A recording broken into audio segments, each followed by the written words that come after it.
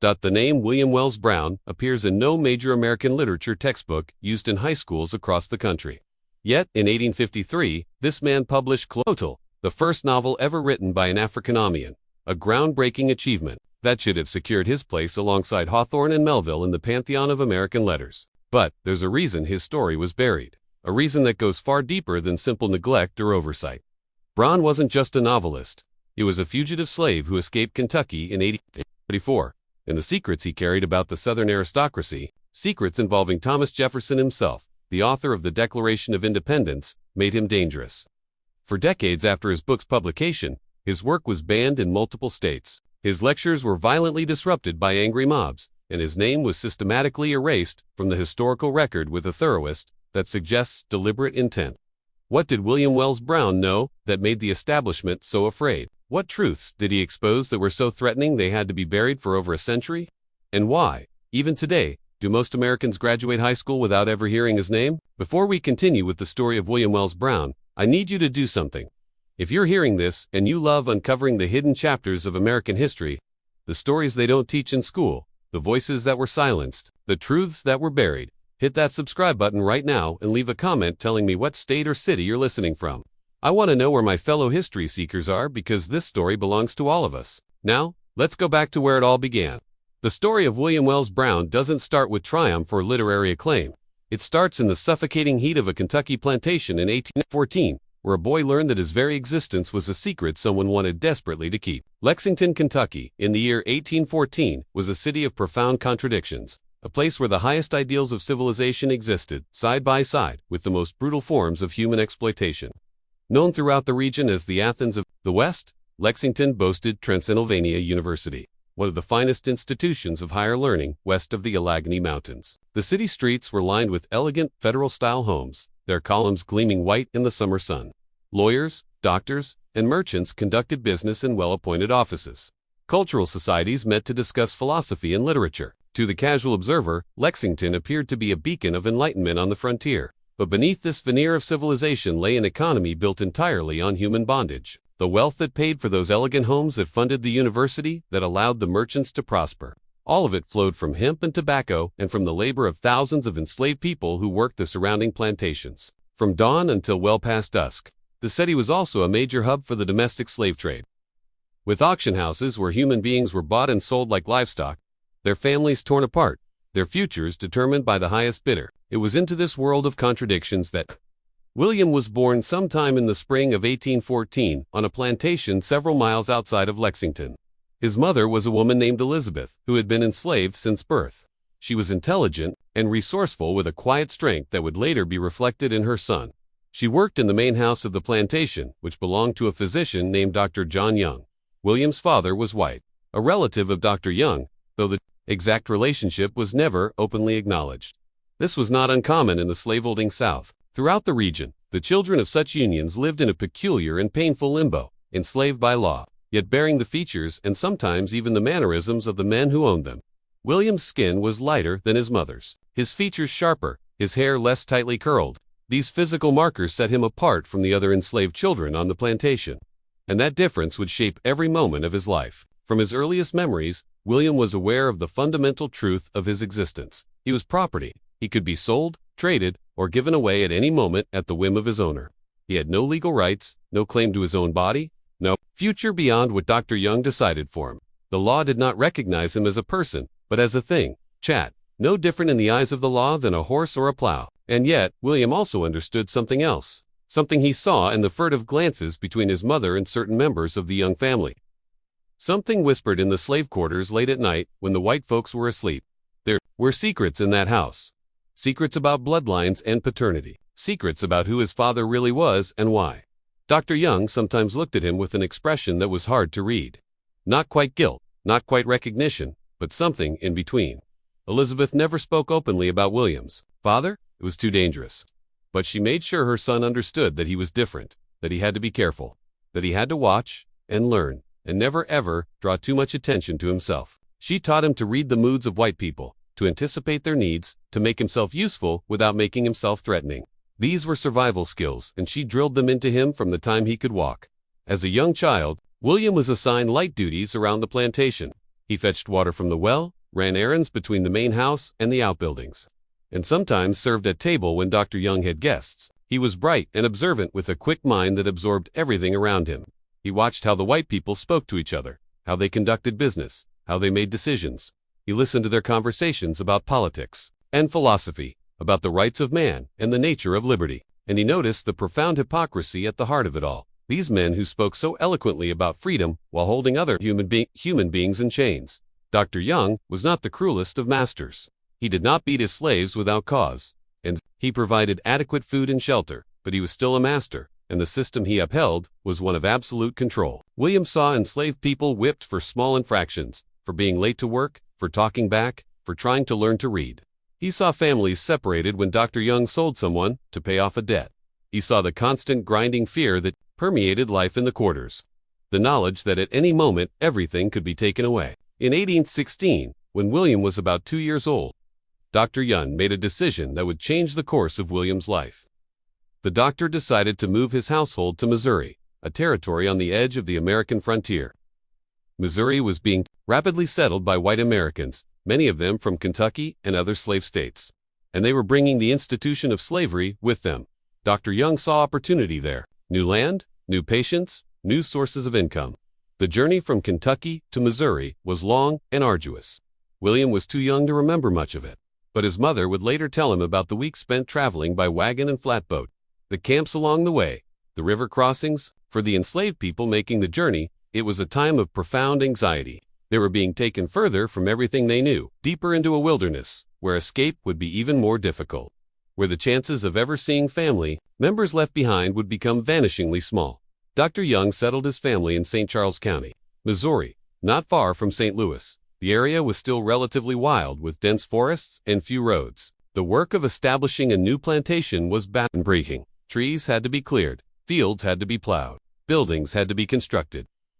William, though still a child, was put to work alongside the others. He learned what it meant to labor until his hands bled, to fall asleep the moment his head touched the rough pallet in the slave quarters, to wake before dawn and do it all again. As William grew older, his duties changed. By the time he was 7 or 8, he was working in the fields during planting and harvest seasons and serving in the house at other times. He was strong for his age, and Dr. Young began to hire him out to neighbors who needed extra labor. This was common practice among slave owners. It allowed them to profit from their human property even when they didn't have enough work to keep everyone busy on their own land. It was during these years that William began to truly understand the nature of slavery. He saw it not just as a system of labor, but as a system of total domination, one designed to break the spirit as well as the body. He sought enslaved people who had given up hope, who moved through their days like ghosts, their eyes empty. He saw others who maintained a spark of defiance, who found small ways to resist, working slowly when the overseer wasn't watching, breaking tools accidentally, singing songs with hidden meanings. And he saw what happened to those who resisted too openly. The whip, the stocks, the sail to the deep south, which was spoken of in the quarters with the same dread that others might speak of death itself. William's mother, Elizabeth, remained a constant presence in his life during these years. She was his anchor, his source of strength. She told him stories about her own childhood, about the family members she had been separated from when she was sold to Dr. Young. She taught him to hold on to his humanity, to never let the system convince him that he was less than human. And she taught him something else, something dangerous. She taught him that slavery was wrong, that it was a moral abomination, that the white people who upheld it were the ones who should be ashamed, not the enslaved. This was radical knowledge, and Elizabeth was careful about when and how she shared it, but she wanted her son to know the truth, even if that truth was dangerous. She wanted him to understand that the chains that bound him were not natural or inevitable, but were forged by human hands and could be broken by human hands. By the time William reached his teenage years, he had grown into a strong, capable young man. He was tall and well-built, with the light skin and sharp features that marked him as mixed race. He was also intelligent and articulate, with a way of speaking that sometimes made white people uncomfortable. He had learned to read, though he kept this knowledge hidden. Literacy was forbidden to the enslaved in Missouri, as it was throughout the South, and the penalties for being caught with a book were severe. But William had managed to learn anyway, picking up scraps of knowledge here and there, studying in secret whenever he could. In 1827, when William was about 13 years old, Dr. Young made another decision that would profoundly affect William's life. The doctor sold him to a man named Samuel Willie, a merchant and tavern keeper in St. Louis. The sale was conducted without warning, without any chance for William to say goodbye to his mother. One day he was on the plantation, and the next, he was being taken to the city. His future, once again, determined by someone else's decision. The separation from his mother was devastating. Elizabeth had been the one constant in William's life, the person who had taught him, protected him, loved him. Now she was gone, and William had no idea if he would ever see her again. The pain of that separation would stay with him for the rest of his life, and it would later inform his writing about the destruction of enslaved families. St. Louis, in 1827, was a city in the midst of transformation. It sat on the western bank of the Mississippi River at the confluence with the Missouri River, and it was rapidly becoming one of the most important commercial centers in the American West. Steamboats lined the docks, their smokestacks belching black smoke into the sky. The levee was crowded with workers loading and unloading cargo, bales of cotton, barrels of flour, crates of manufactured goods from the east. The streets were filled with a diverse mix of people: French fur traders, American merchants, German immigrants, free black people, and enslaved people like William. For William, St. Louis was a revelation. On the plantation, his world had been small and circumscribed. But here, the city opened up new possibilities, new ways of seeing. He saw free black people for the first time. Men and women who walked the streets without chains, who earned wages, who owned their own lives. Some of them were barbers or laundresses. Others worked on the docks or in shops. They lived in a precarious freedom, always at risk of being kidnapped and sold into slavery, but they were free nonetheless. William's new owner, Samuel Willie, was a hard man with a quick temper and a fondness for whiskey. He ran a tavern near the waterfront, a rough establishment that catered to riverboat men and laborers. William's job was to serve drinks, clean up, and run errands. The work was demanding, and Willie was quick to use his fists when he was displeased. William learned to move quickly, to anticipate Willie's moods, to make himself as invisible as possible. But working in the tavern also gave William access to information. He heard the riverboat men talk about their travels up and down the Mississippi, about the cities they had seen, about the free states to the north. He heard about the Underground Railroad, a network of people who helped fugitive slaves escape to freedom. He heard about abolitionists in the North who were fighting to end slavery, and he began for the first time to seriously contemplate escape. The idea was terrifying. The penalties for running away were severe: whipping, branding, sale to the deep South. Slave catchers patrolled the roads and rivers, and they were paid handsomely for every fugitive they captured. The journey to freedom would be long and dangerous, for a territory where a black man traveling alone would immediately be suspect.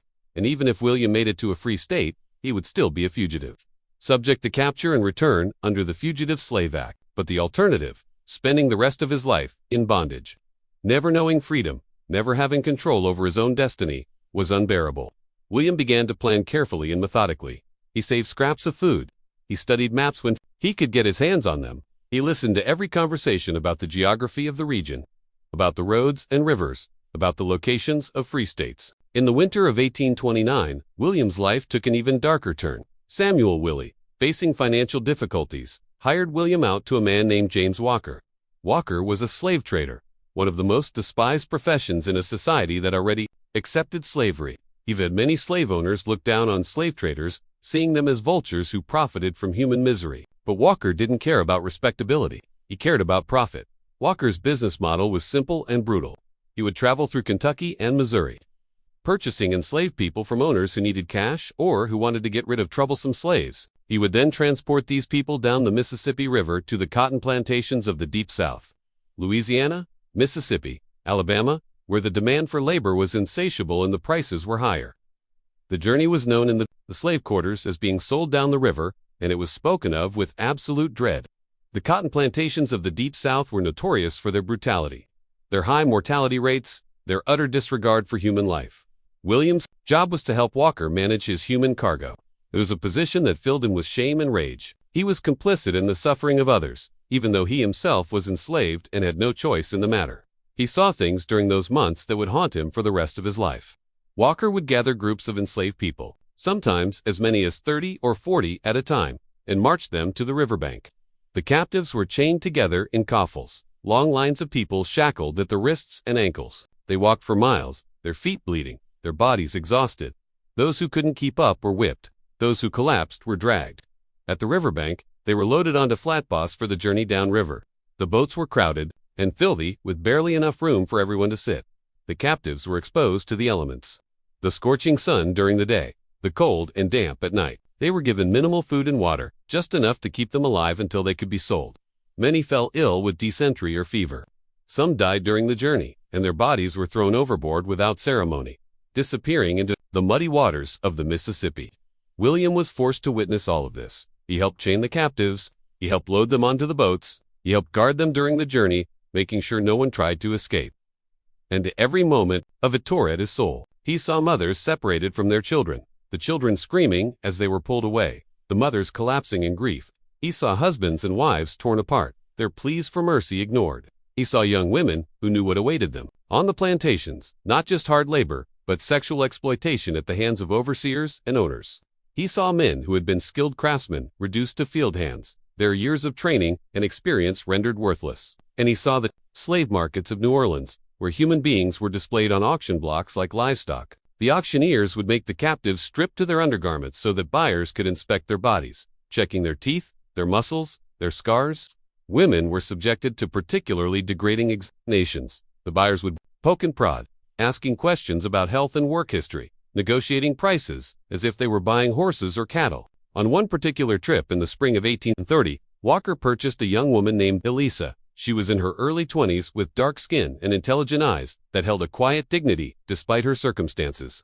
She had been sold away from her family in Virginia and was being transported to New Orleans, where she would be auctioned off to the highest bidder. William spoke to Eliza during the journey, offering what small comfort he could. It was dangerous.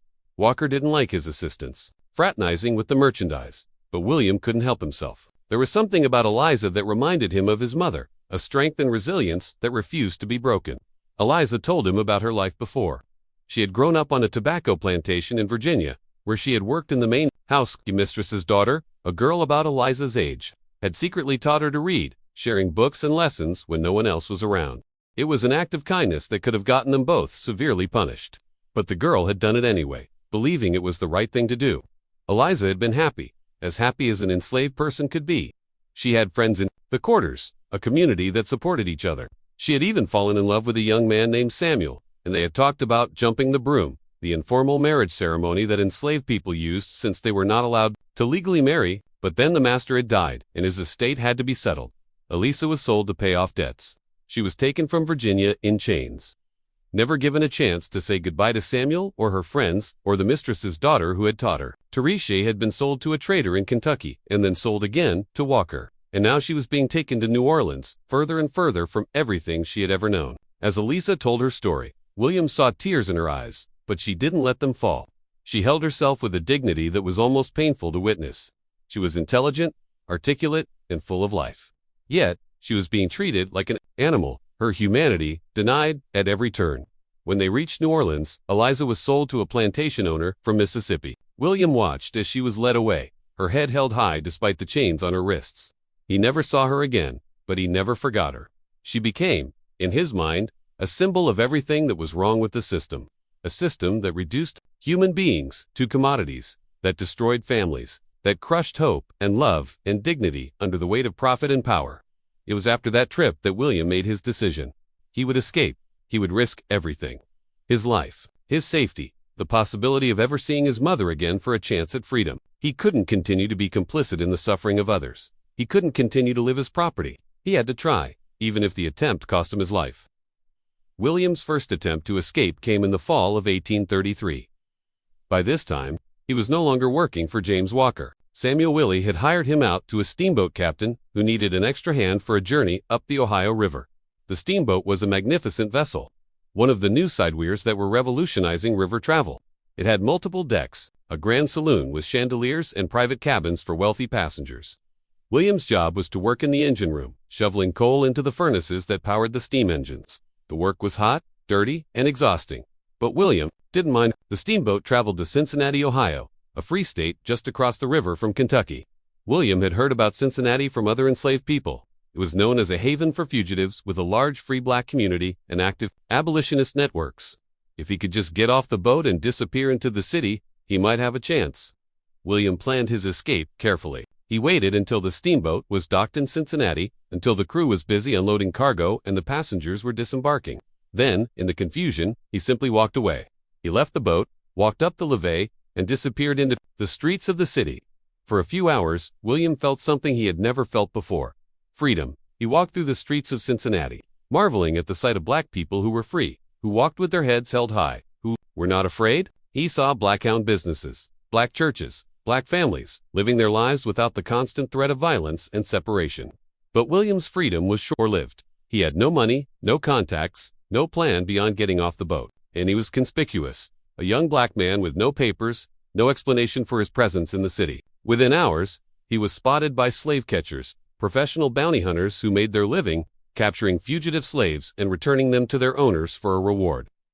The slave catchers grabbed William on a street corner, ignoring his protests, ignoring the pleas of free black people who tried to intervene. They dragged him to a jail where fugitive slaves were held, and they sent word to Samuel Willie that his property had been recovered. Willie came to Cincinnati to retrieve William, and the journey back to St. Louis was a nightmare. Willie was furious, not just because William had tried to escape, but because the attempt had cost him time and money. He had to pay the slave catchers their reward, and he had to pay for his own travel expenses. He made it clear that William would pay for this transgression. When they returned to St. Louis, Willie had William whipped. The punishment was carried out in the yard behind the tavern where other enslaved people were forced to watch as a warning. Win was stripped to the waist and tied to a post. The overseer used a leather whip, bringing it down again and again across William's back, each stroke leaving a bloody welt. William tried not to cry out, tried to maintain his dignity, but the pain was overwhelming. By the time it was over, his back was a mass of torn flesh, and he could barely stand. The physical pain was terrible, but the psychological impact was worse. William had tasted freedom, however briefly, and now it had been snatched away. He had been caught, punished, humiliated. The scars on his back would heal, but the memory of that whipping would stay with him forever. But the punishment didn't break William's spirit. If anything, it hardened his resolve. He had tried to escape and failed, but that didn't mean he would stop trying. It just meant he needed a better plan. Over the next year, William bided his time. He worked for Samuel Willie, doing whatever was asked of him, keeping his head down, giving no indication that he was planning anything. But inside he was always thinking, always planning, always looking for an opportunity. He studied the geography of the region more carefully. He learned which roads led north, which rivers could be crossed, which towns had active abolitionist networks. He listened to every conversation, absorbed every piece of information that might be useful. He saved scraps of food, hiding them away for the journey he knew he would eventually make. He also thought about his mother, Elizabeth. He had not seen her since he was sold to Samuel Willie, and he had no idea where she was, or if she was even still alive. The thought of never seeing her again was painful. But William knew that if he stayed enslaved, he would never have the power to find her, to help her, to give her the life she deserved. The only way he could ever hope to reunite with his mother was to first secure his own freedom. By late 1833, William was ready to try again. This time, he would be smarter, more careful. He would not make the same mistakes. On the first day of January, 1834, William made his move. It was a bitterly cold morning with frost covering the ground and a sharp wind blowing off the Mississippi River. The city was quiet, with most people still recovering from New Year's celebrations the night before. Samuel Willie had sent William on an errand to deliver a message to a merchant on the other side of town. It was the opportunity William had been waiting for. Instead of delivering the message, William simply kept walking. He walked north out of the city toward the free state of Illinois. He had no coat, no food, no money. All he had was his determination and the knowledge that if he was caught this time, the punishment would be far worse than a whipping. The journey was brutal. The temperature was well below freezing, and William had only the thin clothes he was wearing. His feet, clad in worn shoes with holes in the soles, quickly became numb. He walked through fields and forests, avoiding roads where he might be spotted. He drank from frozen streams, breaking through the ice to get to the water beneath. He ate whatever he could find: berries, roots, nothing that provided much sustenance. For 3 days, William traveled through the frozen countryside. He slept in barns when he could find them, huddled in the hay for warmth. He slept in the open when he couldn't, shivering through the long nights, wondering if he would freeze to death before morning. Every sound made him jump: the crack of a branch, the howl of a wolf, the distant sound of dogs. He knew that slave catchers used bloodhounds to track fugitives, and the thought of being torn apart by dogs terrified him. But William kept moving. He had come too far to turn back. Now he had risked too much. He would rather die in the attempt than return to slavery. On the third day, half frozen and delirious with hunger and exhaustion, William reached the town of Quincy, Illinois. He was free. Legally, at least Illinois was a free state and slavery was prohibited by law. But William knew that the law meant little when it came to fugitive slaves. Slave catchers operated in Illinois just as they did in Missouri, and they didn't care much about legal niceties. They would capture him if they could, drag him back across the river, and collect their reward. William needed help, but he didn't know where to turn. He was a stranger in Quincy, with no contacts, no resources. He wandered the streets trying to stay out of sight, trying to figure out his next move. It was then that he encountered a man who would change his life forever. The man's name was Wells Brown, and he was a Quaker who ran a small farm outside of Quincy. Wells Brown was in town that morning to purchase supplies, and he noticed William immediately, a young black man, shivering in the cold, with the unmistakable look of a fugitive slave. His clothes were torn and dirty, his face gaunt with hunger, his eyes darting nervously at every passerby. Wells Brown had seen that look before. He was an abolitionist, part of a network of people who believed that slavery was a moral abomination and who were willing to risk their own safety to help fugitive slaves reach freedom. The Quakers, with their belief in the equality of all people before God, were among the most active participants in what would later be called the Underground Railroad. Wells Brown approached William carefully, not wanting to startle him. Spoke in a low, calm voice, asking if William needed help. William was wary at first. He had learned not to trust white people. He had learned that kindness could be a trap. But there was something in Wells Brown's eyes, a genuine compassion that made William take a chance. "I'm running," William said, simply. "From Missouri I need to get further north." Wells Brown nodded. He didn't ask for details, didn't demand explanations. He simply said, "Come with me." Wells Brown took William to his farm, a modest property with a small house, a barn, and fields that were dormant in the winter. He brought William into the house, where his wife had a fire burning in the hearth. She took one look at William and immediately set about preparing food, hot soup, fresh bread, things that William had not tasted in days. As William ate, Wells Brown explained the situation. Quincy was not safe for fugitive slaves. There were slave catchers in the area, and they were actively searching for runaways. William would need to move on to continue north to Chicago, or even into Canada, where he would be truly beyond the reach of American slave law. But first, William needed to rest and recover his strength. Wells Brown offered to hide him on the farm for a few days to give him time to heal from his ordeal. William accepted gratefully. Over the next few days, as William recovered in the warmth and safety of the Brown household, he and Wells Brown had many conversations. Wells Brown wanted to understand William's story, to hear firsthand about the realities of slavery. William, for his part, was eager to talk. For years, he had kept his thoughts and feelings bottled up inside, afraid to express them for fear of punishment. Now, for the first time, he could speak freely. William told Wells Brown about his childhood on the plantation in Kentucky, about the move to Missouri, about his mother and the pain of being separated from her. He told him about working for James Walker, about the horrors of the slave trade, about Eliza, and the countless others whose lives had been destroyed by the system. He told him about his first failed escape attempt, about the whipping, about the scars on his back that would never fully heal. Wells Brown listened to all of this with a mixture of sadness and anger. He had always opposed slavery on moral grounds, but hearing William's story brought the reality of it into sharp focus. This was not an abstract political issue. This was about real people, real suffering, real injustice. Wells Brown also shared his own story. He explained that he was part of a network of abolitionists who were working to end slavery through both legal and extra-legal means.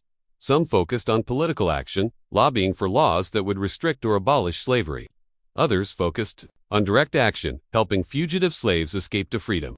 Wells Brown was part of the latter group. He explained how the network operated. There were safe houses along routes leading north, places where fugitive slaves could hide and rest. There were conductors who would guide them from one safe house to the next. There were sympathetic ship captains who would smuggle fugitives across the Great Lakes into Canada. It was dangerous work. Those caught helping fugitive slaves could be fined, imprisoned, or even killed by angry mobs.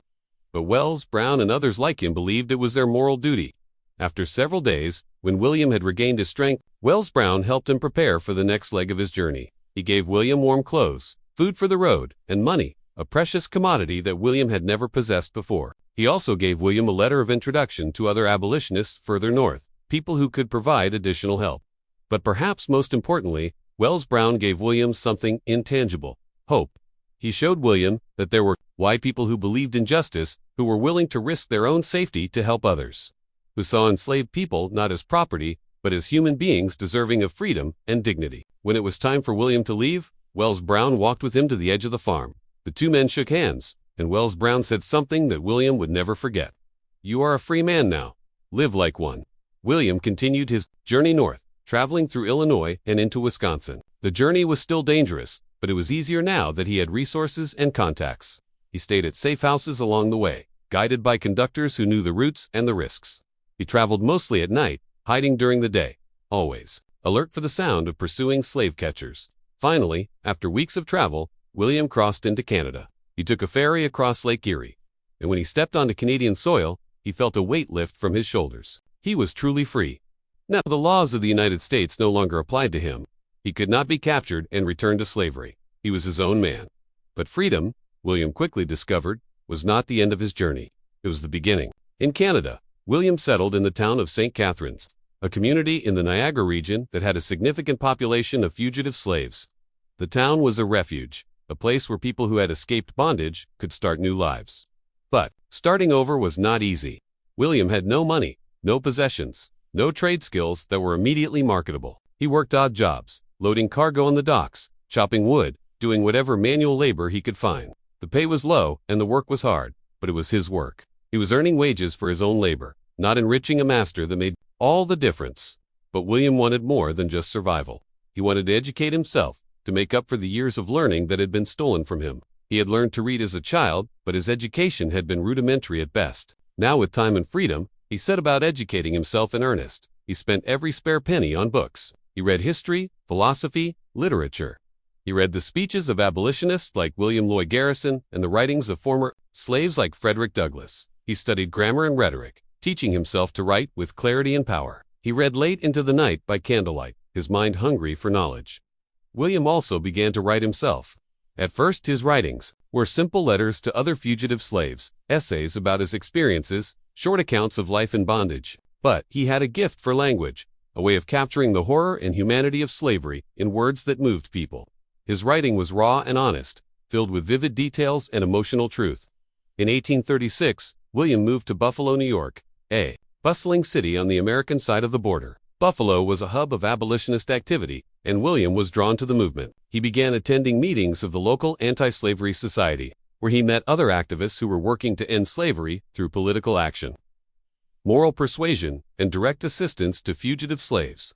It was in Buffalo that William first spoke publicly about his experiences. He was invited to address a meeting of the Anti-Slavery Society, and he stood before a crowd of white abolitionists and told them his story. He spoke about his childhood in slavery, about his mother, about the slave trade, about his escape. He spoke with passion and eloquence. And when he finished, the audience was silent for a moment before erupting in applause. That speech changed William's life. He discovered that he had a talent for public speaking, that he could move audiences with his words, that his story had power. The abolitionists in Buffalo recognized this talent and encouraged him to speak more widely. They arranged for him to give lectures in other cities to share his story with larger audiences. Over the next few years, William became one of the most sought speakers in the abolitionist movement. He traveled throughout New York, Pennsylvania, and New England, speaking at churches, town halls, and outdoor gatherings. He spoke to audiences of hundreds, sometimes thousands. He shared his experiences in slavery, but he also spoke about the broader moral and political issues, about the hypocrisy of a nation that proclaimed liberty while holding millions in chains, about the economic interests that sustained slavery, about the need for immediate abolition. William's speeches were powerful because they were personal. He didn't speak in abstractions or generalizations. He spoke about real people, his mother, Eliza, the countless others he had seen, bought, and sold. He spoke about the pain of separation, the brutality of the whip, the constant fear that permeated life in bondage. He made slavery real for audiences who had never experienced it, who had never seen it up close. But speaking publicly also made William a target. Pro-slavery forces were active in the North as well as the South, and they did not appreciate William's message. His lectures were sometimes disrupted by angry mobs who threw rotten vegetables, shouted insults, and even threatened violence. William was physically attacked on more than one occasion, beaten by thugs who wanted to silence him. The Fugitive Slave Act of 1850 made William's situation even more precarious. The law required that fugitive slaves be returned to their owners, even if they were captured in free states. It also imposed penalties on anyone who helped fugitive slaves, and it allowed slave catchers to operate with impunity throughout the North. William was now a wanted man with a price on his head. His former owner, Samuel Willie, had never given up the search for him, and the new law gave Willie legal tools to reclaim his property. In 1849, fearing for his safety, William made the difficult decision to leave the United States. He traveled to England, where slavery had been abolished in 1833, and where he would be beyond the reach of American slave catchers. England was also a center of abolitionist activity, and William hoped to continue his work there. In England, William was welcomed by the British abolitionist movement. He gave lectures throughout the country, speaking to audiences who were horrified by his accounts of American slavery. He met prominent abolitionists, intellectuals, and politicians. He was treated with a respect and dignity that he had never experienced in America, where even free black people were subjected to discrimination and violence. It was in England that William began work on his most ambitious project, a novel that would expose the full horror of American slavery to the world. The novel that William Wells Brown wrote was unlike anything that had been published before. It was called Clotel, or The President's Daughter, a narrative of slave life in the United States. And it was published in London in December 1853. It was the first novel ever written by an African-American, a groundbreaking achievement that should have secured William's place in literary history. But Clotel was more than just a literary milestone. It was a political bombshell. The novel told the story of Clotel, a young woman who was the daughter of Thomas Jefferson and an enslaved woman named Kerr. The story followed Clotel and her sister Altha as they were sold into slavery, despite their connection to one of America's founding fathers. The novel depicted the brutal realities of slavery, the sexual exploitation of enslaved women, the separation of families, the violence and degradation that were inherent to the system. It also exposed the profound hypocrisy at the heart of American democracy. Jefferson, the author of the Declaration of Independence, the man who had written that all men are created equal, had fathered children with an enslaved woman and then allowed those children to be sold into bondage. The story of Jefferson and Sally Hemings was not new. Rumors about their relationship had circulated since the early 1800s when a journalist named James Calenderer had published allegations about Jefferson's involvement with an enslaved woman. But the rumors had always been denied by Jefferson's defenders, dismissed as political slander. No one had dared to make the story the centerpiece of a work of fiction, to present it as truth, to use it as a lens through which to examine the moral bankruptcy of American slavery. William did exactly that. He based his novel on the rumors about Jefferson and Hemings, but he also drew on his own experiences and the stories he had heard from other fugitive slaves. The result was a powerful, searing indictment of American slavery and American hypocrisy. Clotel was structured as a melodrama with elements of romance, tragedy, and adventure. The plot followed Clotel through a series of harrowing experiences. She was sold away from her mother, forced into a relationship with a white man who promised to free her, but then abandoned her, separated from her own daughter, and ultimately driven to desperation. In the novel's climactic scene, pursued by slave catchers, threw herself into the Toke River within sight of the Capitol building, choosing death over a return to slavery. The symbolism was unmistakable. Clotel died in the shadow of the nation's capital, the seat of a government that proclaimed liberty while upholding slavery. Her death was a direct indictment of American hypocrisy, a powerful image that William hoped would shock readers into recognizing the moral horror of slavery. The novel also included detailed descriptions of the domestic slave trade, the auction blocks, the coffles of chained captives marching south. William drew on his own experiences working for James Walker, and he spared no detail in depicting the brutality of the trade. He wrote about mothers torn from their children, about the sexual exploitation of enslaved women, about the casual cruelty of slave traders who saw human beings as nothing more than merchandise. Clotel was published in England to significant acclaim. British reviewers praised the novel for its emotional power and its unflinching portrayal of slavery. British abolitionists used the book as evidence in their campaigns to pressure the United States to end slavery. The novel was translated into multiple languages and distributed throughout Europe. But in the United States, the reaction was very different. Southern newspapers denounced Clotel as lies and slander. They attacked William personally, calling him a liar, a troublemaker, a traitor to his race. They claimed that the novel was a work of fiction designed to inflame passions and incite rebellion. They insisted that slavery was a benign institution, that enslaved people were well treated in contempt, that the horrors depicted in Clotel were exaggerations or outright fabrications. Northern newspapers were more divided. Some praised the novel for its courage and its moral clarity. Others criticized it as inflammatory and dangerous, arguing that it would only increase tensions between North and South. Many reviewers focused on the allegations about Thomas Jefferson, which they found deeply uncomfortable. Jefferson was a national icon, a founding father, a symbol of American ideals. The idea that he had fathered children with an enslaved woman and then allowed them to be sold was too damaging to the national mythology to be easily accepted. The novel was banned in several southern states, and booksellers who tried to sell it were threatened with violence. William himself received death threats.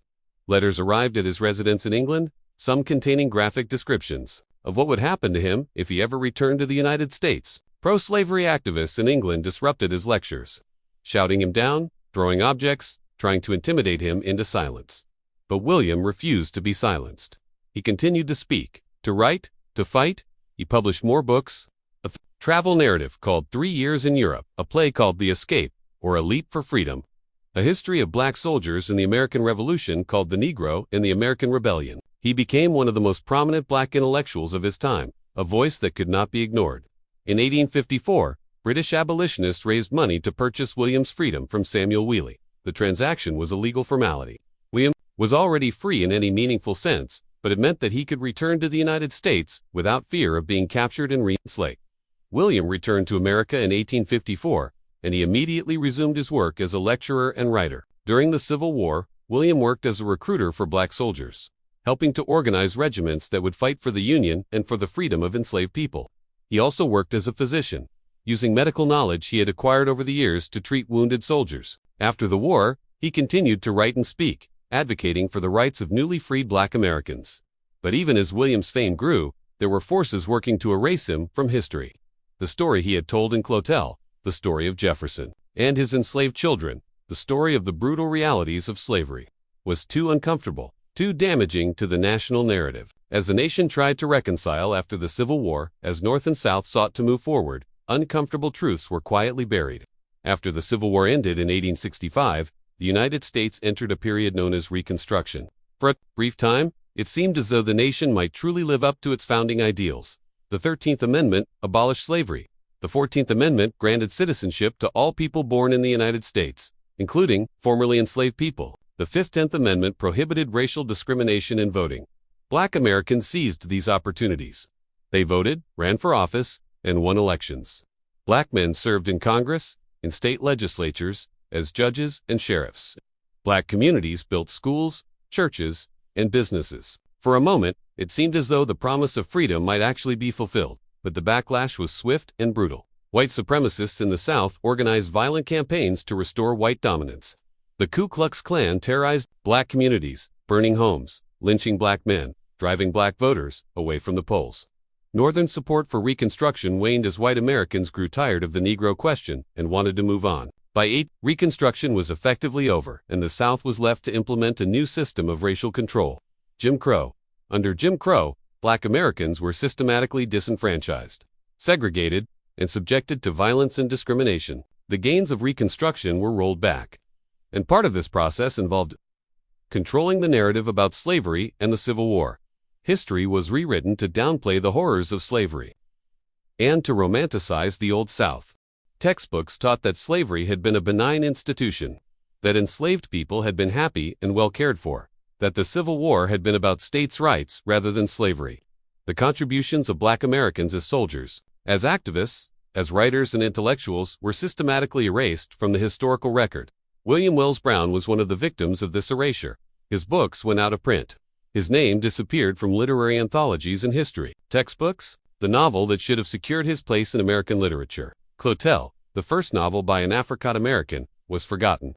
Generations of American students learned about Harriet Beecher's uncle, Tom's Cabin, but not about William Wells Brown's Clotel. They learned about Frederick Douglass, but not about the man who had written the first African-American novel, who had worked as a conductor on the Underground Railroad, who had lectured across 2 continents, who had fought for freedom his entire life. Why was William Wells Brown erased? The answer is complex, but it comes down to power and narrative control.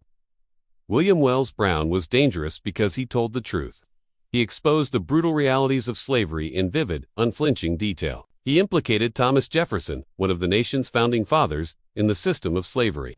He proved through his own life and achievements that the racist ideologies used to justify slavery were lies. He was intelligent, articulate, accomplished, living proof that black people were not inherently inferior, that the difference between the enslaved and the free was not one of ability, but of opportunity, and that truth was threatening.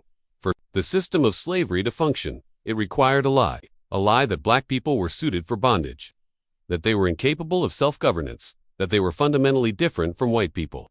William Wells Brown shattered that lie, and even after slavery ended, that lie remained useful to those who wanted to maintain white supremacy through other means. So, William Wells Brown was erased.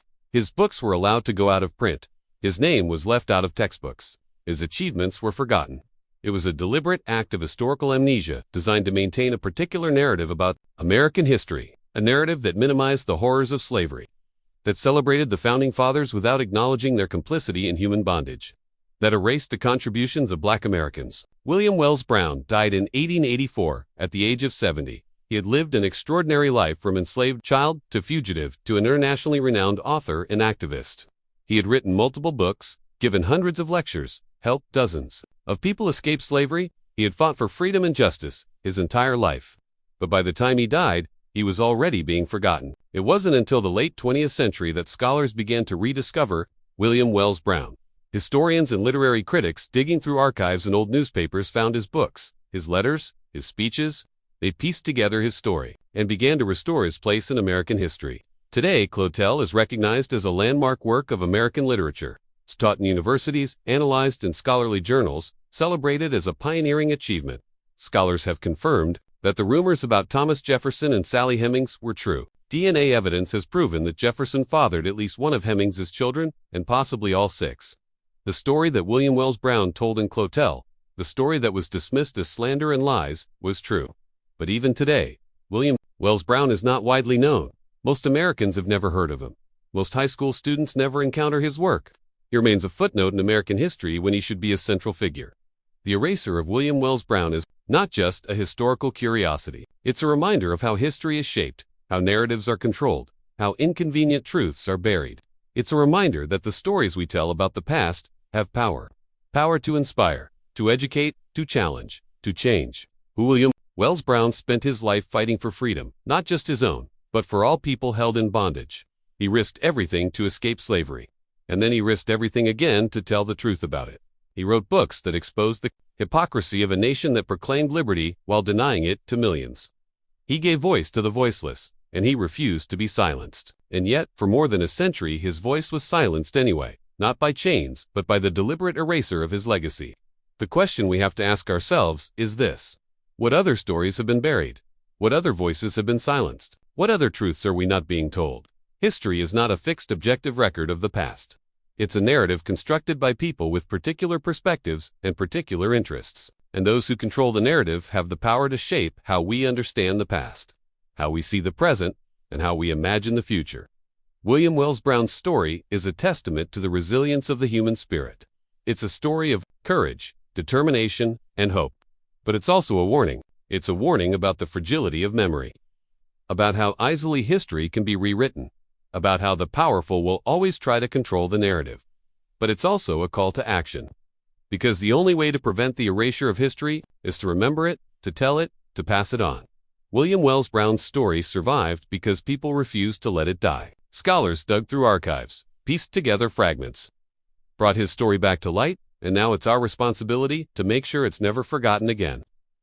William Wells Brown deserves a place in every American literature classroom. He deserves to be remembered alongside Hawthorne and Melville and Stowe. He deserves to be recognized as a pioneer, as a truth-teller, as a fighter for justice. His story is part of American history, and American history belongs to all of us. What do you think of this story? Do you believe William Wells Brown deserves a place in every American literature classroom? Do you think there are other historical figures whose stories have been deliberately erased? Leave your comment below and let me know your thoughts. If you enjoyed this deep dive into hidden American history and want more stories like this, stories about the people and events that shaped our nation but were left out of the textbooks, then subscribe to this channel, hit the notification bell so you never miss a video, and share this with someone who loves uncovering the truth. History is not just about the past. It's about understanding who we are and who we can become. See you in the next